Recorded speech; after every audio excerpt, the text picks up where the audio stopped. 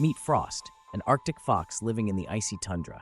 Frost's thick fur keeps him warm in temperatures as low as -58 degrees Fahrenheit. He changes color with the seasons, white in winter and brown in summer. Frost has keen hearing, allowing him to locate prey under the snow. He primarily hunts small mammals like lemmings and voles. Frost's bushy tail helps him balance and stay warm. He can travel long distances in search of food, sometimes over 60 miles. Frost is a true survivor of the Arctic, adapting to one of the harshest environments on Earth. Follow us for more.